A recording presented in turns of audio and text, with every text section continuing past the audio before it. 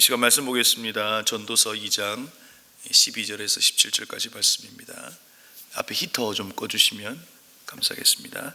우리 전도서 2장 12절부터 17절 말씀 우리 함께 말씀 보겠습니다. 한 절씩 교독하며 말씀을 보겠습니다. 임금 자리를 이어받은 사람이 무엇을 할 수 있는가? 기껏해야 앞서 다스리던 왕이 이미 하던 일뿐이다. 무엇이 슬기로운 일이며 무엇이 얼빠지고 어리석은 일인지 알려고 애를 써 보기도 하였다. 빛이 어두움보다 낫듯이 슬기로움이 어리석음보다 더 낫다는 것. 슬기로운 사람은 제 앞을 보지만 어리석은 사람은 어둠 속에서 헤맨다는 것. 이런 것은 벌써부터 알고 있다. 지혜 있는 사람에게나 어리석은 사람에게나 똑같은 운명이 똑같이 닥친다는 것도 알고 있다. 그래서 나는 스스로 물었다. 어리석은 사람이 겪을 운명을 나도 겪을 터인데 무엇을 더 바라고 왜 내가 지혜를 더 얻으려고 애쓰는가? 그리고 나 스스로 대답하였다. 지혜를 얻으려는 일도 헛되다. 사람이 지혜가 있다고 해서 오래 기억되는 것도 아니다. 지혜가 있다고 해도 어리석은 사람과 함께 사람들의 기억에서 영원히 사라져 버린다. 슬기로운 사람도 죽고 어리석은 사람도 죽는다. 그러니 산다는 것이 뜻없는 것이다. 인생살이 얽힌 일들이 나에게는 괴로움일 뿐이다. 모든 것이 바람을 잡으려는 것처럼 헛될 뿐이다. 아멘. 한 사람이 자기에게 던져진 질문을 기록하기 시작합니다. 나였던 그 아이는 어디 있을까? 아직 내 속에 있을까? 아니면 사라졌을까? 장미가 발가벗고 있는 건지 아니면 그게 그냥 그녀의 옷인지, 왜 나뭇잎은 푸른색일까? 이와 같은 많은 질문을 남기고 그가 마지막으로 남긴 말이 이것입니다. 우리가 아는 것은 한 줌 먼지만도 못하고 짐작한 것만이 산더미 같다. 그토록 열심히 배우건만 우리는 단지 질문하다 사라질 뿐.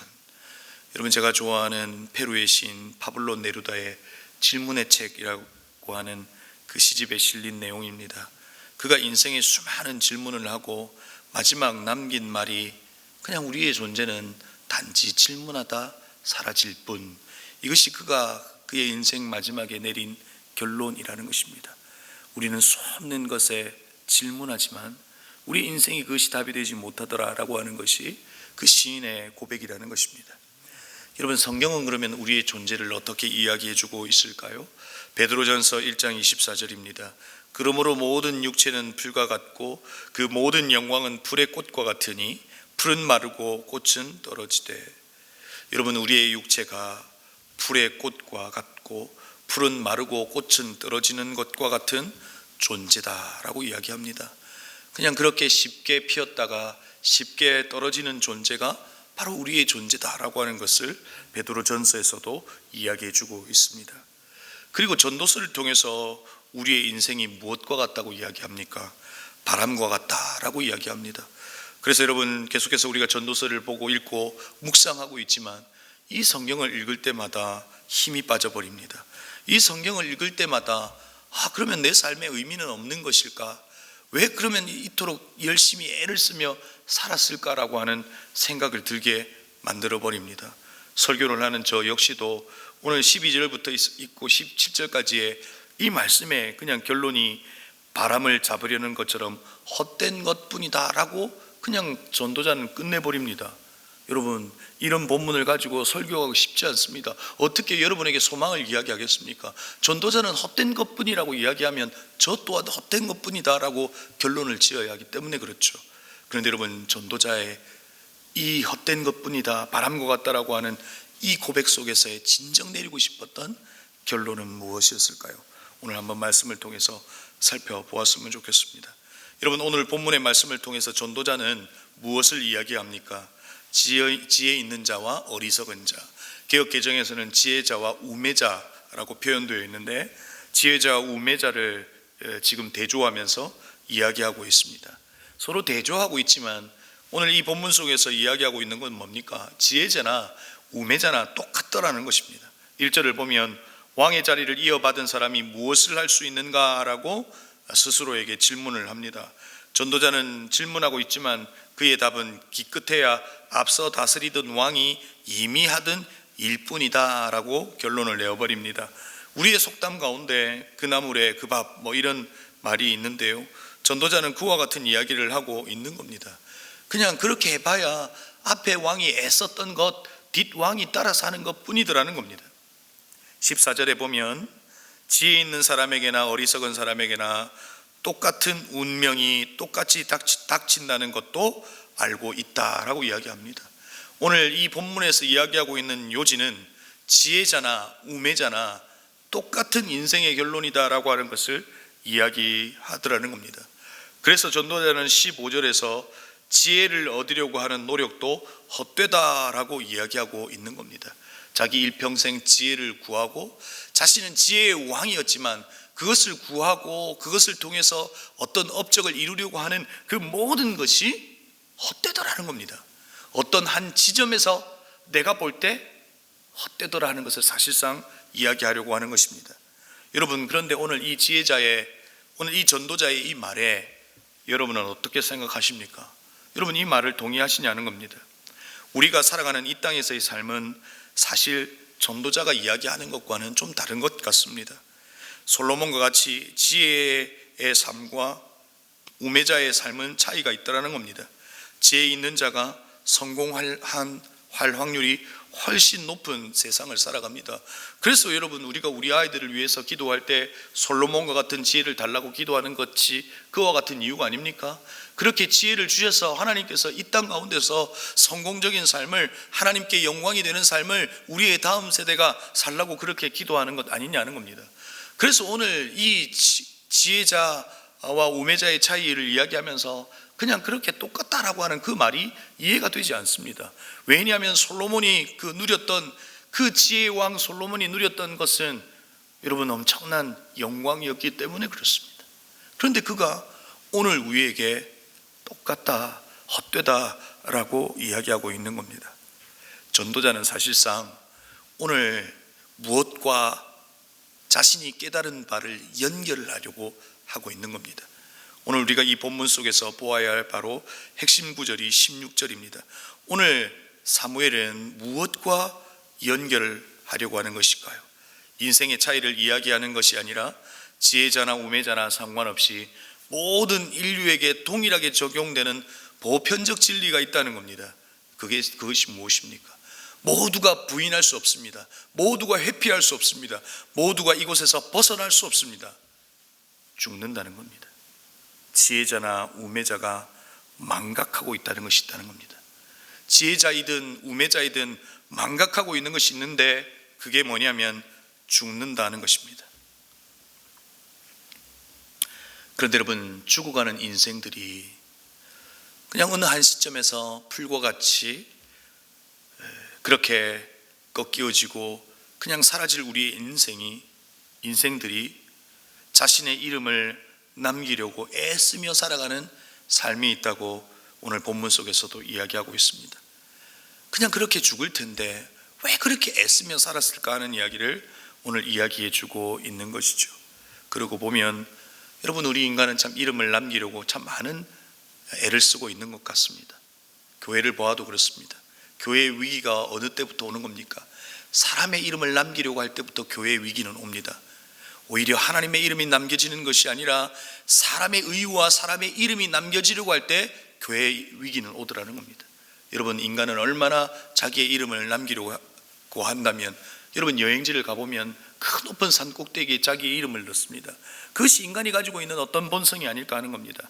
이름을 남기려고 하는, 자기도 그렇게 애써봤다는 겁니다. 그러나 인간 모두에게 주어지는 결론은 그냥 그렇게 죽더라는 겁니다. 그것이 계속해서 솔로몬이 우리에게 이야기해 줍니다. 그래서 17절에서 뭐라고 이야기합니까? 그러나 산다는 것이 다 덧없는 것이다.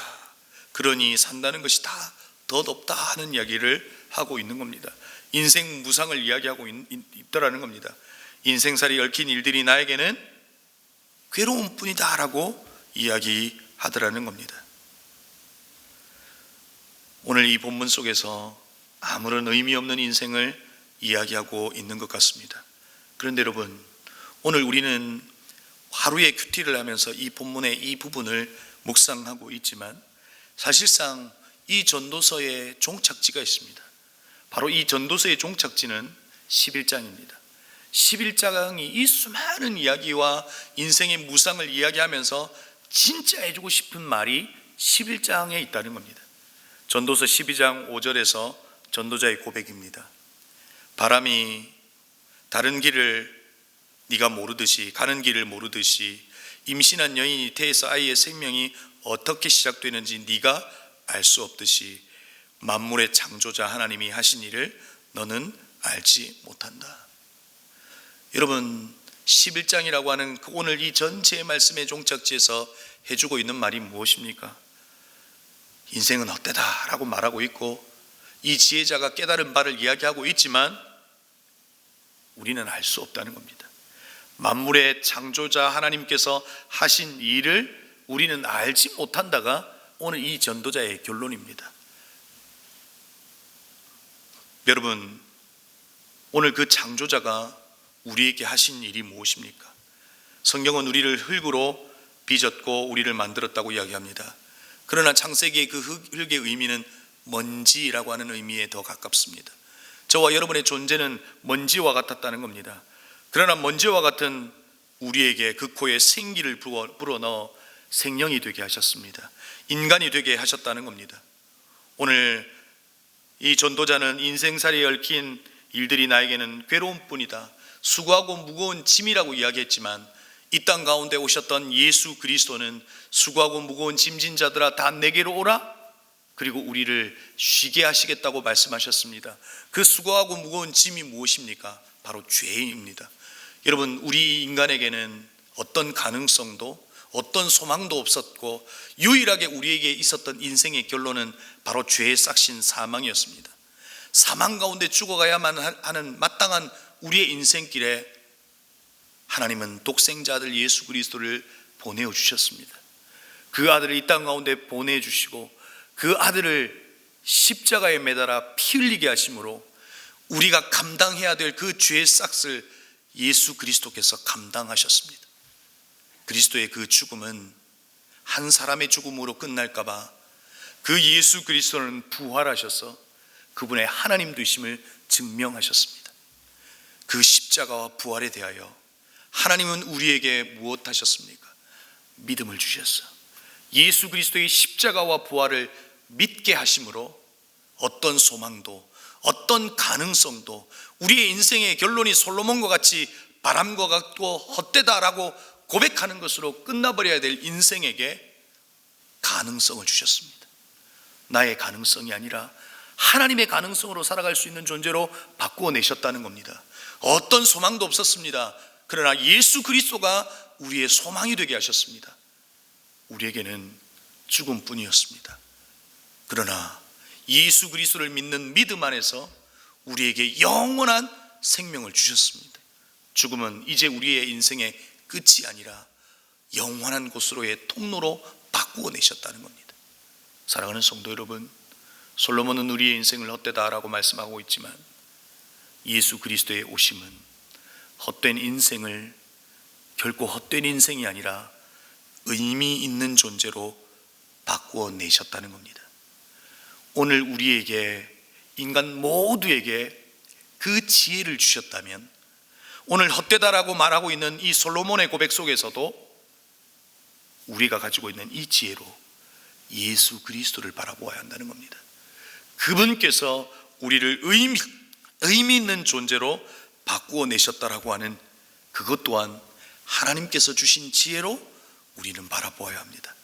그래서 모두가 헛되다라고 하는 이 인생 속에서 오히려 주가 주신 그 가능성과 주가 우리의 소망 되심을 기억할 때 우리는 이 땅의 삶이 결코 불안하거나 결코 수고하고 무거운 짐이 아니라 주가 주신 사명일 수 있고 주와 함께 걷는 그 걸음이 끝이 아니라 영원하게 오늘 이 땅에서도 그 천국을 누리며 살아갈 수 있는 존재가 바로 저와 여러분이라고 하는 사실을 여러분 잊지 않기를 바랍니다. 한 시인은 노래합니다. 김춘수 시인의 꽃입니다. 그 시인의 그 노래의 내용이 무엇입니까? 내가 그의 이름을 불러주기 전에는 그는 다만 하나의 몸짓에 지나지 않았다. 내가 그의 이름을 불러주었을 때 그는 와서 꽃이 되었다. 저와 여러분은 한낱 몸짓에 불과했다는 겁니다. 그러나 그리스도께서 이 땅 가운데 오셔서 우리의 이름을 불러주시고 우리를 택하여 우리를 건져주실 때 우리는 꽃이 되었고 의미 있는 존재가 되었다는 겁니다.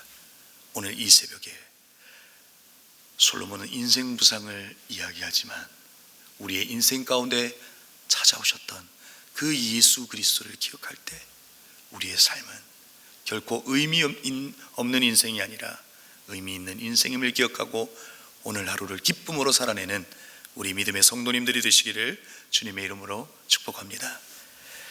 기도하시겠습니다. 오늘 이 시간 말씀을 기억하며 기도했으면 좋겠습니다.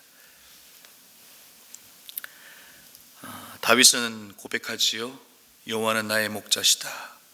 그리고 그분은 내 영혼을 소생시키신다 라고 고백합니다. 여러분, 우리는 우리의 인생이 마치 괴로움 뿐인 것 같고 헛된 인생 같고 바람을 잡으려는 것처럼 느껴지지만 주님은 우리를 소생시키셔서 이 땅에서의 삶을 의미 없는 인생이 아니라 의미 있는 인생으로 바꾸어 내신다는 겁니다. 우리에게 수고하고 무거운 짐이 있지만 그분에게로 가져가면 그 수고하고 무거운 짐은 가벼움이 되고 그 수고하고 무거운 짐은 주가 주신 사명으로 바뀔 수 있다는 겁니다. 오늘 우리가 이 하루 호흡이 있다는 것은 우리에게 맡겨진 사명이 있다는 겁니다. 그 사명은 홀로 감당하는 것이 아니라 하나님과 함께 그 수고하고 무거운 짐을 함께 감당하며 걸어가게 되어 있다는 겁니다. 그러기에 오늘 우리가 하루 살아가는 이 하루의 삶이 의미 있는 삶이 되게 하시고 또 하나님을 소망하며 살아가는 하루의 삶이 되게 해달라고, 오늘 이 전도서의 고백을 우리가 함께 읽었지만 전도서가 진짜 말하려고 하는 그 고백을 기억하시면서 함께 말씀을 기억하며 기도했으면 좋겠습니다. 그리고 오늘은 다음 세대를 위하여 기도하는 날입니다. 하나님, 우리의 다음 세대가 정말 믿음을 붙들고 살아가게 하여 주옵소서. 그들의 인생에 자기의 이름을 남기려고 애쓰는 인생들이 아니라 하나님의 이름을 남기려고 하는 그런 하나님 인생들 될 수 있도록 붙잡아 달라고 우리 다음 세대를 두고 기도했으면 좋겠습니다. 그리고 기도하고 싶은 것은 우리 토요일날 예수 영접 모임이 있습니다. 예수 그리스도의 그 복음을 들으니까 예수를 만나는 감격이 있을 수 있도록 그들이 의미 있는 존재임을 깨닫는 시간이 될 수 있도록 도와달라고 예수 영접 모임을 위해서, 그리고 정해온 환영식이 있습니다.